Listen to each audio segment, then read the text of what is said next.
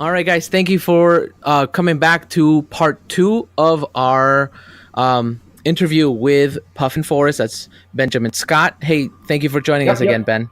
Great to be here. I had a question and then I forgot it, and then I remembered it, and then I forgot it again. So I might, if I blurt it out later, please don't mind me. Yeah, no, that's fine. Okay. That's understandable. Do you remember what it was related or It topic? was about Was it? animation in some aspect, but I don't know. So you just released a video on your YouTube channel about your Oh, nightmare no. job interview, and Yeah, yeah. I actually don't think that one came out that very I well. I think it did. I think it was fantastic, to tell you the Oh, thank truth. you. I was laughing very very hard at some of the things that you talked about, and you said that it was a mistake Yeah. riding your bike all the way to the job interview, and you showed up there soaked and Yeah, there was actually certain parts of the story that got left out, but that was the second time I had to go to that interview, so I was pissed oh off. wow. Well, is there Yeah, it was what had happened. What had happened is that a month ago they had scheduled the interview, and I had gone to the interview, and the day before they're like, "Oh, we have to reschedule you." And I'm like, "Okay, what is it?" And it's like 12 to 2, and I'm like, "Okay." So normally it was supposed to be 12, and they pushed me to 2, and I'm like, "Okay, whatever." And I show up there. Turns out instead of scheduling me 12 that day, they scheduled me to 2 the following week. oh So I had gone there and then had to wait around and then had to come back. And so then the next week, then I'm just like, screw it, I'm just going to ride my bike. So I come there already pissed off, and I don't even read what job I was supposed to be hired for. So when they're like, oh, this job, which is like, what do you want in a job? Like, oh, I want to learn and grow. It's a manufacturing position. Oh, I knew that. and what are you said that there were some other crazy job interviews and some crazy stories that happened at either this particular job or other interviews. I didn't quite catch that, but could you maybe tell us some experiences in that, or some of those stories? Oh, some experience. I'm trying to think of what other stuff I can kind of talk about in a short period of time. Um, I'm trying to remember any other stories which come I mean, up. at the end of the So day, I'll go. I can make this a two episode, because I'm having a blast with you. So that's up to Thanks. you. So I'll get into the next one.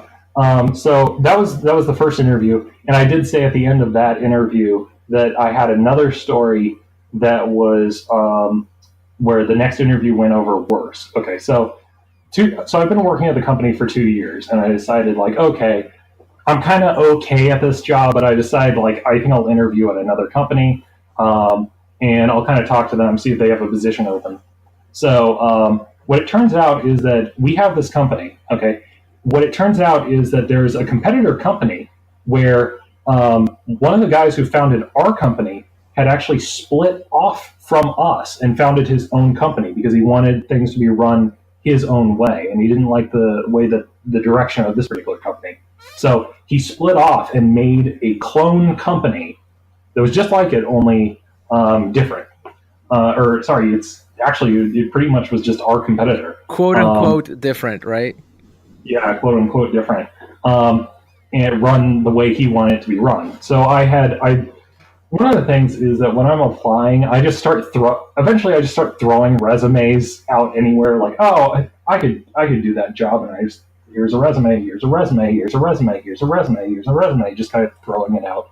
Eventually, this company gets back to me, says, hey, we think we're interested in you. Like, would you come by for an interview? And I'm like, okay.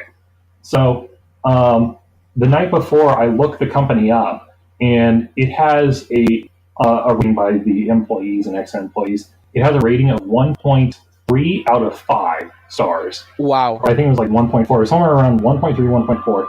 It's like the worst rating I've ever seen. I'm like, oh my god! Like, you know how badly you have to screw up to get that low? Because the lowest you can do is 1. So if everyone just said 1, 1, 1, 1, 1, 1, 1, 1, and there's some people who are rating it 5 stars, so there's a lot of pissed off people, and everyone's complaining about, like, oh, this place works you to death, it's miserable, like, I hate the management, blah blah blah. It's like, oh my god, what did I get myself into? But I said I was going. So I go to the interview the next day. Um, and I go in there and I sit down, and they're like, okay, we're going to have you take a little test. And I take the test, and it's like, it's super easy. It's like they're talking about dilutions, and oh, if there was a material and it was 3 molar sodium chloride in 6 liters, like how many moles of something would be in there? And I was like, okay. And so you just answer it, and then eventually I start the interview, and we start talking, and they're like, oh, hey, you work on these projects.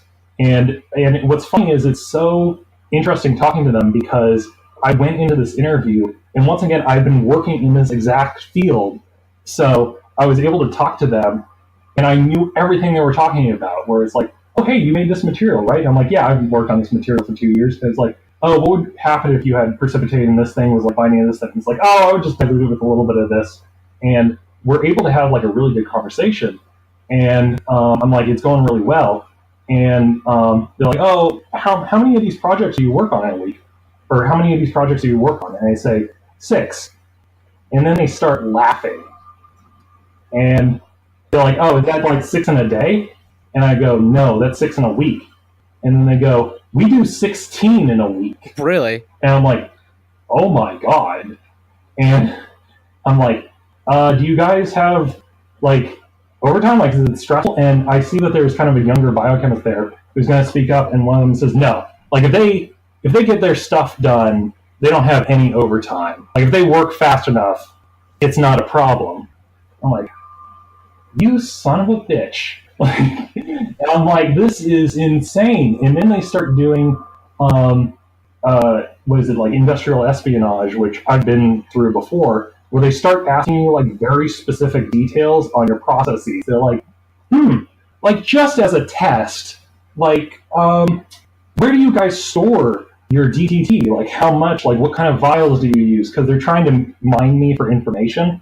Because that's actually a very common problem, is that if you get interviewed by another company, they start trying to mine you for information to try and get facts out of you. And one of the things is they actually, technically, they kind of have to warn you they're doing it ahead of time. Like I had to sign this little non-disclosure thing before they interviewed me, which says like, oh, if we get some information out of the employee that we're trying to hire, like if he accidentally gives us some information, like, and we start incorporating it, that like that's just a coincidence, like, we aren't liable for that. Like that's his fault. Like if he gives us too much info. And so they actually, you have to sign this thing. And so they start mining me for information. And so I start kind of dodging the question or trying to kind of give them like wrong numbers, or something like that to try and get out of it. And it's something I hear like all the time when I was getting interviewed, where they would always, the interviewee or the guy doing the interview would always start off his conversation like, I'm going to test your skills. Like, how attentive are you to details? And I'm like, oh my God, here we go. It's like, what molarity of this X material did you add to this Y thing? And then I start telling, and if I were to start saying it, they would start like jotting it down. Like, okay, you have this much material to this thing. Okay. And they're trying to record and try and get all the information that they can. That seems like a very like cutthroat kind of field, I guess, because everybody wants to get ahead. Yeah, because the thing is that my company in particular spends a lot of time doing research on very, very particular quantities of certain like reactions and certain. So basically, you have a reaction and it takes place, and what happens is you'll have some kind of an output, and it's like 20%. And what they'll find is that making slight adjustments can make it like 30%, make it 35%. And so you're getting 15%, you're making 15% more money every single time you are, doing a reaction or something like that. And it takes a lot of investment of time in order to figure out these numbers, because the way that they do it, the way they figure it out is they're like, oh, we have this solid 50%. Let's go 45. That makes it work. Worse. Let's go 50%. So they increase or lower these numbers to try and figure out where the Goldilocks is. And they just keep like throwing things at the wall. And so that information is really, really valuable.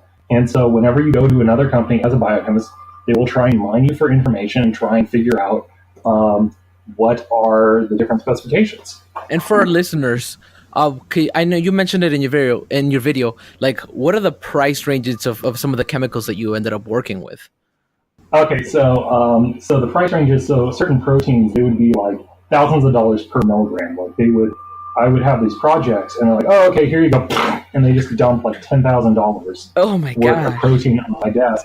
And you think that's a lot? Like when it's finished, that thing is worth like $200,000, three hundred Uh, thousand. You know, it sells on the market for like $500,000. It's did absurdly have expensive. We're talking Have you about here. ever seen anybody in like in your job or anything like that, like, or heard about people trying to steal that stuff? Because I would. That's my first thought. Like, somebody would probably try to steal some of it if you're talking. So it's actually funny.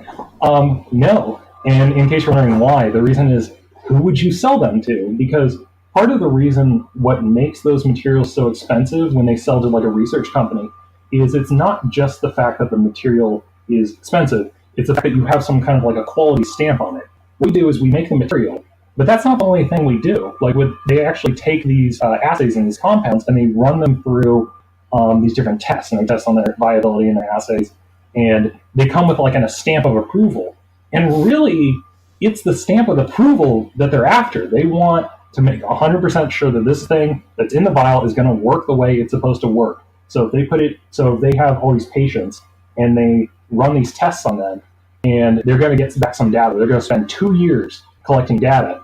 They don't want their 2 years to be wasted, so they're willing to put down, the $100,000 to $200,000 to get these materials. And they don't just want the material; they want that stamp that says these things will work. And if they don't work, they want to be able to backtrack and verify it. And see what happened. Okay, that makes Yeah. sense. You throw up these big numbers, and sometimes that's my first thought is like movies like big heists and like this thing is worth so much. You know what I mean? Yeah, I will say I am actually going to disclose how much money I made working as a biochemist. I have to apologize because a lot of times when people, it's something I feel I'm going to disclose because I feel like it's important for people to know getting into this particular field how much money they should expect to make and what people are paying and Awesome. stuff. I will disclose that um, and a lot of times I also have to forewarn is that sometimes when people disclose the numbers, it's like, ooh, this is really big number, and it makes everyone feel like really bad because it's oh, it's really big. Or you say like a really small number, it's like oh, that's not that much, and it makes it's sometimes when people say throw around a number, they're trying to get people to do something or to validate themselves or something. I'm just throwing out the number to try and be No, informative yeah, of what you can totally. expect. And So I think, I and I was before you making do, uh, okay. I think that it's a barrier that people need to like let go, like wages, because of the fact that if you aren't making enough money doing the same thing that I'm doing, you should start questioning it, right? Yeah, yeah. It's so Go ahead. so anyway, I made $40,000 a year working as a biochemist. Oh wow, Yeah. that's awesome. Mhm. And I mean, it's here's the thing, 40,000 a year. And once again, there's a lot of different ways to interpret the number. When I got that job, um, it was like I had a lot of people working part time, and they were like, "Oh my god, you're making double," and that's like a really huge thing, and it was. But the number is like not so big that I would not stay in the career that I didn't like, kind of thing. Like if I was making like 200,000 or 150,000, like absurd amounts, I'd be like, "Oh, sign me up! Like I'll be here 10 years. That's fine." Right. Well, maybe I guess if it was really miserable, I might even bail on that. But So I, in your well, videos, you mentioned that you were in between jobs. Is that still a thing, or are you in a different oh, company now? funny. So what had happened is that I had um, on occasion. So once I had left that company, I would apply to different positions. I would apply to this or that, and I was trying to get into a master's program because I was trying to get into a PhD program. Oh, Actually, first I was trying to get into a PhD program because the way that the PhD programs work, at least in Southern California, is that if you get into a PhD program, totally free, and on top of that, they'll pay you like $10,000, $20,000 a year. oh wow. And the reason why is because they hire you on as basically a teacher, where it's like you're going to teach these students and you're going to do research, and so it's free if you get in, and then on top of that, we'll pay you to be there. And so I wanted to get into a PhD, applied to like three places because I was interested, but not like really. I wasn't like, this is what I'm going to be doing. Couldn't get in. So then I decided to go to a master's. And so in the in between time, I was kind of making videos, and I'm like, why am I going through a master's program? Like, I'm going to spend 2 years going through masters. I'm going to get out. I'm going to go through a PhD. This is going to be like 10 years, and I don't even know if I'm going to like being a PhD biochemist. Right. And I was looking for a job for a while on occasion, like every 3 months. I'd kind of send out some resumes, but I wasn't getting anything. And it was surprising to me because when I was first not getting anything, I had initially graduated. I was sending out all these applications, and I thought to myself, "Oh, this is understandable." It's like I'm fresh out of school. I've only had like one job. They probably don't believe in me. Then I got my job, and I've been working for 2 years. I'm like, I should be hot shit. Like they should be picking me up like left and right. I Right. was applying to a bunch of different places. Like I have all this experience. I've been working at a company for 2 years. I've been in a high stakes kind of very stressful job, and I wasn't getting anything. I'm like, I think I have to leave this profession maybe. Um, and basically, it wasn't necessarily that I don't feel like I gave up on biochemistry before. It's like a girlfriend who just stops returning your phone calls. And then out 2 years later, it's like, oh, I guess we've broken up. Yeah, that makes sense. What made you decide when you were younger or whenever you started doing biochemistry, what made you decide to do it? Was it just the field you picked Well, or you enjoyed it? so yeah, so when I was in college, and originally I wanted to become a doctor. It was either physicist or doctor because I was like, those are like what smart people go into, and so. But then the problem is the first or second year you have to pick one or the other because it's determined some of your electives. So I'm like, okay, I'll become a doctor. I'll go pre med or human biology. That was it, human biology. And I was also doing writing at the time, and I decided, no, I don't want to be a doctor. I'll go and I'll just get a job. I'll just get a normal job. And I'm like, what can I get with a human biology degree? So I went to a job fair, and I'm like, I would go up to these biotech companies. Hi, I'm a guy who's I'm a human biologist. Like, would you be interested in hiring me? And it's like, haha, good luck finding a job. And I would have to leave. And all of them were looking for biochemists at the time. They're like, oh, are you a biochemist? No? Okay, goodbye. So that's what made me realize, like, oh, I should go into biochemistry because that's what they're looking for. And my goal when I was in high school was I just want a stable job. I want the 9 to 5. I want to go into a company. I want to do work. I want to come home, and I want just a job. That was my goal at the time. Awesome. Yeah, that's I think that's what a lot of people really want. And I've never. I mean, I've want to go to California eventually. I'd love to at least visit it. So it's different everywhere you go, you know. Mhm. And let's see here. Sorry, I'm just looking over my notes to see about some of the other topics that I have Yeah, so it's fine. Take your time.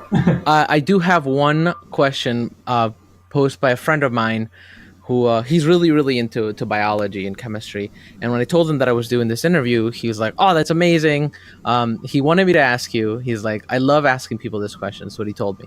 He said, "Let me read this. If humans are made of 75% water, why do we call ourselves carbon-based beings?" I'm trying to remember. It's because it's not the water part that keeps us alive. It's the carbon part. The if you just have the same volume of water, it's the human around. It's the human shell around the water that is the human carbon um, outside is what makes us human. Awesome. No, totally. I think that Yeah, it's on another side note, kind of a more serious answer to it is the fact that with water, it's a very simple molecule. You know, the oxygen and two hydrogens bonded to it. Whereas with carbon, it can have multiple bonds. You can have 4 bonds to it, and so you can have these incredibly complex molecules, and that's actually why, pretty yeah, all life forms are, we call it carbon-based life forms, is because carbon can bond to four other materials, and so you can get these very complex things that you wouldn't normally be able to get. Okay. This is more than anything for him, because to me you already went over my head like 2 minutes ago. Just so you know. Yeah, Question: Where does the name Puffin Forest? That's, by the way, everyone. That's the name of his YouTube channel. What is yeah, it? Where Puffin does the name Forest. Puffin Forest come from? It comes from when I was kind of doing some writing. I decided that I did not want to just be known as Benjamin, because I'm like, it's like I kind of want there to be an actual name associated with it, like something people can remember. And I'm like, I like nouns for names because nouns are very easy for people to remember. Like if you're like, oh, I think at the time there was like Rooster Teeth or House or Uh huh. Starbucks or something like that. It's like I'm like, what if I just did two nouns for my name? And so I looked up a random noun generator, and I just Oh, did, that's awesome. and I'm like, okay, give me two nouns, spin the wheel. Lobster forest. Lobster forest. Spin the wheel! Basically, what I did was I just randomed a bunch of nouns, just a big list of nouns. And then what I did was I put the ones that sounded nice together, kind of in a list. And one of them was Puffin Forest. And for God knows what reason, like that one really stuck to me because it's not silly. It's very like generic. Because at the time when I was considering doing like the YouTube channel and stuff, I'm like, what if I did sci-fi story something or fantasy? At the time, I was trying to do short stories, like these audio short stories, and I'm like, what if I did fantasy story book name person? And the problem is that if you have a name that has any kind of a baggage later on, you get stuck to that. So if I was like the sci-fi person, then the problem is if I started doing fantasy stuff, it would be like, hey, your name says you're the sci-fi person. What's with all this fantasy stuff? And so there's no baggage associated with Puffin Forest. Um, Okay, that makes sense. That's actually something that when I first started watching your videos, I was perplexed. very It's a weird I was name. very very very Yeah. perplexed and The interested other thing on. is it's great to Give make me give me logos for nouns because with a noun, like how do you make a logo or any kind of artwork for a channel called Puffin Forest? Like a puffin and forest, like that kind of thing. Whereas if it was like Ben's channel, the problem is that you can't really make. It's hard to make like a logo for that. Like, what do? Do you just take the letters and then arrange them in artsy form or something like that? But I like the fact that with nouns you can actually use them in the artwork itself. let's see here. Sorry, my fiance is just asking me a question because Oh, it's fine. she's she's needing some assistance with her computer, and she Yeah, that's just fine. she, so give me half a second, okay? Okay, that's fine. I appreciate it. I was just looking over your videos too as she was asking me these questions, and I stumbled upon your deck of many things video. Oh, that one. Yeah. Yeah, and I could tell you we have broke our my first GM, the same guy that would kill us all the time. Like I said, great guy, but um, he introduced the deck of many things into his Dungeons and Dragons game. By the way, for listeners, the deck of many things is a deck that has magic, but can also destroy the world that you build as a dungeon master.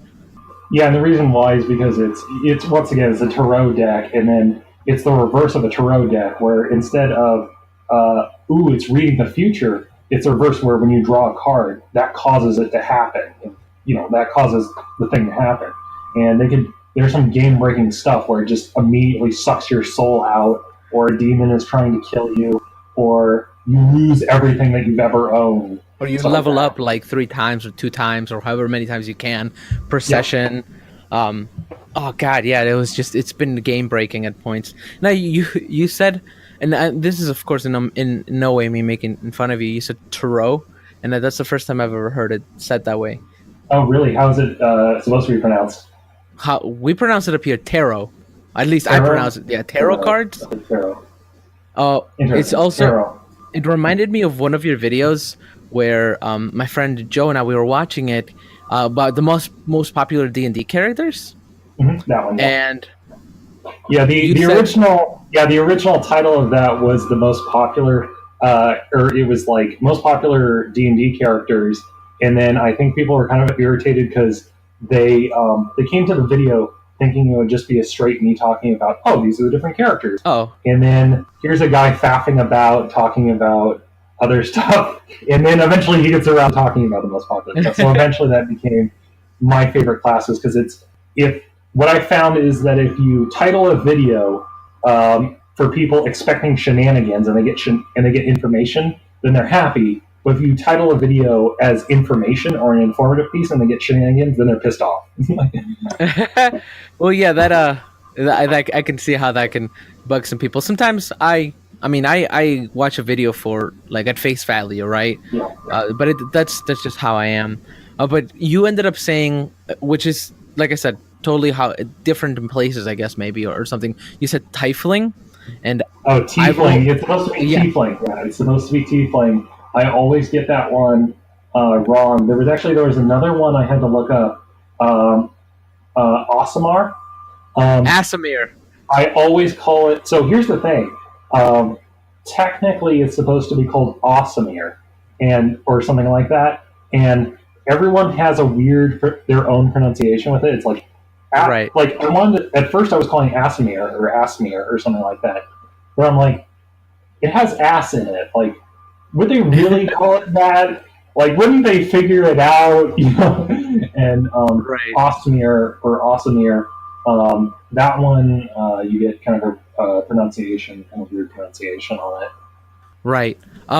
Now I do wanna ask you because I enjoy them, and I think I remember in the T the Writers page you said don't watch these, but so of course I went to watch them as well.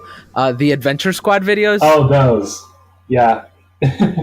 so So we're Go So ahead. it's funny because actually there were a few. I think there was like two or three Adventure Squad videos that I had to pull down because they were just like they were bad. Like you couldn't understand the audio, and then like I halfway through I'm like, oh, I don't want to be doing this anymore, and so at the end of the video it kind of drops off. I'm like, oh. So there were two that were removed, but What there's if still a few up there. can you There's explain still a few to up there. can you right, can you explain to our listeners what the Adventure Squad videos were? The Adventure Squad video was me, like, I was like, what if I made a fictionalized series and it's like, they're just kind of like one or two, or there's a few like short videos, it's like a series of just some silliness, like something happens and it's this Adventure Squad group, it's like a D&D squad, and the best way I could describe it is it's kind of like, I guess, 8-bit cinema was what I was thinking about at the time. Uh huh. And it's just people didn't like them as much as the other stuff, and I was watching the videos and I'm like, the stories are a bit better. They're a bit stronger work, I think, Okay. and so I took down some of them, but there's a few up there still. Some of the ones that were some of the better ones that were still up there. Okay. Yeah, like I said, I mean, the ones I've seen, I think maybe the ones you kept on there, I've thoroughly enjoyed. Nice. I think I have like two question. I think maybe one question, and then maybe we'll end it there. What would you say? What would be a recommendation to our listeners that maybe want to try to do YouTube, try to do some of the things you've done? What are some of the things that you could maybe say to them that could be useful? So a few things. One is how do I do this? I'm trying to think of good advice because the issue is that so as far as about a month ago or so, I actually started making income from YouTube, and when I say make income, I mean like I went from like okay, so the problem is I signed an NDA where I'm not technically allowed to disclose how much money I make, You don't have to. Don't but worry it about it. has become a full time job for me. Basically, Awesome. was that it went from last month to this month to oh, this is now a job. This is what I do, kind of thing. So I'm trying to get onto a weekly schedule now with them. But anyway, so as far as getting to that point, um, what happened is that I have another friend who is a YouTuber as well. He does Twitch, and he actually streams some of our D&D Oh, sessions. okay. And he has a Twitch channel called Marcos Games, and I think it's a Z at the end, Marcos Games, and so he streams some of the stuff, and the thing is that for the longest time, or if you're going to get into YouTubing, there's going to be a long time of just like nothing happening, Right. or it's like a little whoop, whoop, whoop. And what you're trying to look for is growth. Are people sticking around? Like if you have two people who come, do the two people? It doesn't matter. There's two people. Like, do they decide to come back? If you have 10 people, like, is there someone who comes back? Because the issue is if you get a shout out or you get some kind of like people come in and they're just gone, that that's not really healthy. It's not really good for kind of a growth because you're going to be bringing people in and then they leave and bring people in, and it comes down to I think having content that people kind of want to come back for, like what they're interested in. And once again, it depends what different communities are interested in different kinds of things. And also, another thing is that it turns out I looked up on starting a YouTube channel, and it turns out I did everything wrong. It was like some of the advice is like focus on Twitter and try and get people interested in Twitter. And Twitter's been like I have not done that much with Twitter. I just kind of tweet out there. Right. But apparently for some strategies they believe in Twitter. I think it's just kind of like window dressing where it's like if you're doing really well, you're going to have a good Twitter, but Twitter can't save if people are not interested in your channel, you can't really drum up Right. support. It's something that's really hard. Um, and then it's like they said avoid Reddit. Don't do anything on Reddit. I'm like, oh shit, I was posting there like every month. And then it was like, Where is there a Puffin Forest Reddit page? no, there is no Puffin Forest Reddit currently. Okay. But I was on there being like, hey, my name's Puffin Forest, and their advice, they were advising against it because they said like, oh, people don't care, like you get voted down, no one's interested in your stuff. But I actually got quite a bit of positivity. Like that gave me a few a lot of my initial subscribers were people from the Reddit community, and so I'm very grateful to that. And I think that in order to start a YouTube community, sorry, in order to start a YouTube channel, you just have to make content and make sure that it's content that you would watch. That Right. it has to be something that you are interested in, and it's something that there's a community that's interested in as well. And then networking is important, but once again, networking helps, but it can't carry your channel. Because it's a spark that ignites the gunpowder and like sets it off. Right. But the problem is that people don't realize this, but you will actually get multiple sparks in a YouTube channel's life. You'll get like a spark and woo, it goes off and then it just kind of dies again. Woo, you get another spark and it dies again. And you will actually get a few sparks. And if it's not taking or people just kind of leave, it's like you have to do some kind of diagnostics on the channel and figure out, oh, what's the problem here and how can I fix it? And just give it time. It can take like a year, 2 years, Okay. and just be slowly building up material. Awesome. Let's see. Now, with my last question, and this isn't, of course, in no way me asking in any underlining way, but do you get any like people? I feel like with a growing channel and also with what you do you get people like going like, hey, you should animate this for me, or hey, you should do this for me, anything like that? Side note. So the thing is that as far as requests for anime, you gotta understand that a month ago I had 300 subscribers or something, 1,000 people. So no one gave a shit who I was. Like a month ago, like I had like a few people like, hey Ben, you're really cool, and I'm like, thanks, and I write back, and it's like we're this small little group, and then like the end of October, it just decided nope, and then I'm up to 24,000 people, and it was it's quite incredible. I have actually I sometimes when I have networked with some people before, they are interested in getting some artwork or some animation or something, and it's always dependent on like time availability or something. But once again, that's like this is super recent because before I was even considering like doing fan work for other people to try and get draw some kind of interest. The people who are most interested in trying to get some animation are the people in real life that I know, um, who are who. If the thing is that in real life, if you're someone who's like trying to make a comic book or trying to make a storybook or you have a business, it's really hard to find artists. Because no one wants to just go online and like try and grab an artist. So the second I say, "Hey, I'm an artist," every single person and their dog has a project that they need art for. And what was funny was I wasn't even that good. Like, remember, I'd only been drawing for a year, you know. Right. And the second I say like it's palatable or it's decent or you can put some letters on a page, like that's all they care about. And they're interested in trying to get you. And I mean, I think that's fine. Like I like helping people. I like working with people. But the problem is that sometimes when people have these passion projects, it's like, oh, I need you to work for an indefinite amount of time and kind of put some animations together, and I don't know how I want it to look, and I don't know if I'm going to have enough time to even work on my own project, and like someone was trying to recruit me to do, or they just don't get how long stuff takes. Like I remember there's this woman in real life who I knew who wanted me where she was going to make some like language learning programs or something, and they were going to be these long things, and she wanted me to animate over the language learning CDs. She was like, "Oh, I'll give you audio, and you'll just make these animations over it." And I'm thinking like, God, that's like 5 hours worth of work. And then she's like, "Oh, and then I'm going to post them online, and then I don't care if they make any money or not. And then if they make any money, I'll give you some of that."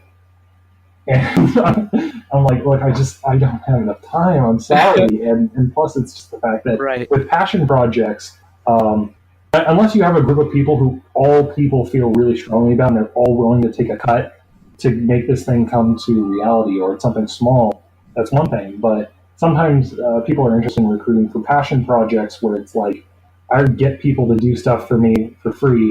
And if there's any money, then I might give them some. And it's like that's not how it works. Like you have to pay. You pay yourself last. Right. Like it's. And once again, I hope I'm not hurting anyone who is interested in a project or interested in recruiting or trying to get artists or anything like that. I'm more critical of the people who it's like, look, if you are genuinely passionate about this project, you will set hard deadlines. You will get people. You will pay them money. You will make sure that the artwork gets done. You know? Right. No, yeah, I totally get that. My mom does, she does like a lot of like really intricate clay pieces. And it's either small, like she makes like tiny things that she puts on like a penny, and it's really cool. And she'll try to sell them, and people at moments will look at it and be like, "Oh, that's really cool. I'll pay you." She puts like $25 on this small thing, because of the amount of time and work she puts into it, and people are like, "Ah, I would only pay like five," Oh, ouch! Yeah, and that at time doesn't even cover materials. So people yeah. don't fully understand that at times. I knew another artist who there was someone who was like trying to do a video game or something, and they did not like realize how much money has to go into this. Where it's like, okay, you're making a video game, and you're making one of those like who's trying like if you're making like a story driven game where you have a bunch of different characters and you have a bunch of different artwork for it, you're going to have a team of artists, and it's a lot of money. Like you're talking about. I mean, even if like let's say you're paying $100, which is like super cheap, like per artwork. You know, you're looking at like Right. $10,000 or something like that. And that's 15,000. Uh, No, yeah. It people don't get that at times, you know. well, also But another thing. I Oh, you can continue. go ahead. Okay, Go ahead. the only other thing was that I did do a fan animation of Critical Role, and You did. yeah, the fan animation that one I think that turned out really well. Oh yeah. But part of the reason why it turned out so well was because that particular audio was a gold gem as far as an animator is concerned because you have two characters, you have three characters maybe. So and then the other thing is they're arguing with each other, and they aren't talking over each other, so you can just lip sync one of them at the same time and kind of alternate between the two, and you can. It's kind of a short thing. It just happens in like 4 or 5 minutes. It tells a simple story, and then it's boom in out, and so that was great. I think there was You some know, it's interest. funny. What? Go ahead. Sorry. Some people were interested, I think, in having me like, or maybe making another fan animation, and I was kind of getting halfway through one. I was having some issues with it because Critical Role, that particular podcast, they're running around with like 8 characters, and And it's so it's like hard. 4 hour episodes too. Yeah, and even if I get a snippet, it's like so hard because let's say there's a reaction shot where all the characters are like, and they all gasp. That's 8 gasps you have to draw, and then 8 returns to form. Like that makes the animation so much longer to make. So you would have to like start cutting characters out, like they just vanish off screen, which I've done before, and it's like, oh no, it's Critical Role. We're gonna be pissed. Right. No, it's funny that you mentioned that specific video because I'll tell you the way I found your channel was Matt Koval. So for Matt Koval, he was talking about the last episode of Critical Yeah. Role. So I watched that, and then I clicked on a video that somebody had cut of that specific part. Yeah. So I watched that, and then all of a sudden on the side I saw Critical Role animated. So I clicked it, and I started watching your video, and I was like, oh, he's got a bunch of other videos. So I started watching that. I was like, wow, this guy's it's really really funny stuff. So I just kept going, and Yeah, that particular that video got quite a bit of popularity because I think people were already familiar with like it's this thing where it's like you have Matt Colville, you've got Critical Role, you kind of have and they're kind of familiar with each other's. I guess role play is kind of in that, but it's like with Matt Colville references Critical Role quite a bit. yes. So it's like if you know one, you know the other kind of a thing. Right. I started watching some of their stuff because of him too. Also, someone showed me that one of my clips showed up in another video. I think it was Gems of D&D. There's someone who talks about gems, who talks about the value of certain gemstones or something. Oh, okay. And one of my clips showed up, and it was from the Critical Role video where they're doing because they were trying to talk about trading. And so then one of my clips comes in. It's hard for me to watch that video because I can't watch my video in like I'm totally fine with them doing it. I actually love it. It's just the fact that it's like I get squeamish when I see someone else watching my video because it's like, they're gonna be they're gonna be thinking about it. I don't know, like criticizing it or something. No, not even like criticizing Critiquing it. It's so weird. I have this like nervous. It's weird because it's like when I make a video, I'm saying this is something I like, and I'm putting my humor into it. And then when I give it to someone else, it's like, oh, like it's actually like kind of embarrassing to me in a weird way. I'm like the worst YouTuber. Like it's almost kind of embarrassing to see someone watch a video of mine in front of me. This is like, oh. Right. Yeah, I can see that. Like when people ask us about like when we'll say something like, "Oh, we have a podcast." They're like, "Oh, what is it about?" And I'm like, well, it's something you don't listen with your family, but it's fun. It's fun." So I totally get where you're coming from. Where at times I mean I love talking about like the things that I do, but I don't want to be that guy that goes like, "Oh, you should listen to my podcast." Yeah. You know? It was also hard to. My parents were like, I was posting these videos like, oh, okay, that's cute, Ben. Like that's nice, and they saw I was like really passionate about it because, so what happens is I live with my parents and my brother lives with us, and I was doing the animations and drawings in my room, and I would talk to my parents and be like, oh, hey, I'm going to do some drawing, and they're like, okay, Ben, you're in there for a really long time, and I'm like, trust me, I just draw like all the time. I'm like, okay. What happened is that I moved my what was it? I had to move my computer and my station out into the living room. And so what happens is if you're in the living room or the kitchen, you can see me working and you can look at my artwork. And that was like the weirdest like experience, most nerve-wracking thing because I'm sitting there drawing and I can see you can just tell that someone's standing behind you watching you work doing your animations. And sometimes they make comments like, that person's scary. Like, that's really spooky, Ben. Or something. And it's like, okay, thanks. And then you just go back to it. And eventually after like a month or so, you don't care. You just blank. But it was like, it was the weirdest thing because I used to, hide my artwork because I didn't want my parents to see it. Just because the idea of looking at my artwork like spooked me, or my brother looking at it. Um, and then now I had to move to the living room, and now everyone sees it every time I'm working. Awesome. That's funny. That definitely brings some memories back to me, at least when working on something you're passionate about, and then everybody just kind of like being around. I did some acting and stuff like that. So whenever I would have to do practice a monologue and stuff, I would do it in like I wouldn't do it in my room because it would feel awkward.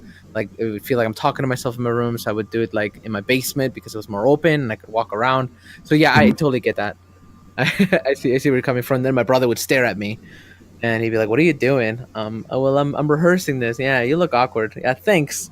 I appreciate that. You little Yeah, my shit. one time I was in the garage making a recording, and I was like shouting, and then my brother apparently says, "Mom, Ben's shouting," or something like that. He was like, because I was apparently yelling, and he could hear me, and like, Uh huh. Ben's making a recording, and I got really awkward about that.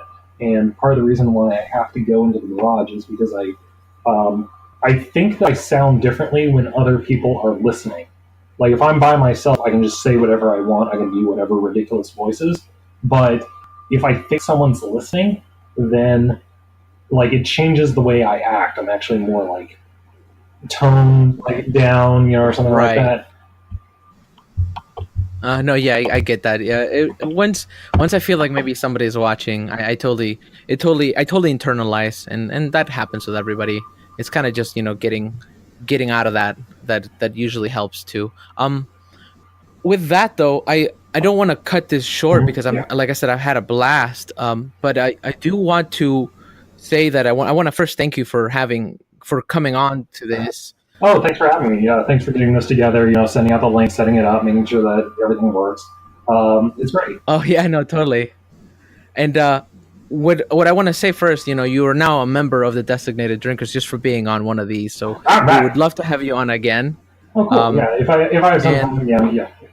Yeah. I will probably message you within later on after the holidays or something if you want to do another one, and that'd be cool. And we would love to have you back Oh, on. cool. I think I might be able to be free. We'll see then. After the holidays and everything. Yeah, no, yeah, we'll totally. With that, I want to thank everybody that's listened to this. I'm gonna make this a two-parter, just so you know, All Ben. right. Thanks everyone for joining the Designated Drinkers podcast. Bar Talk is something special that we're trying to do.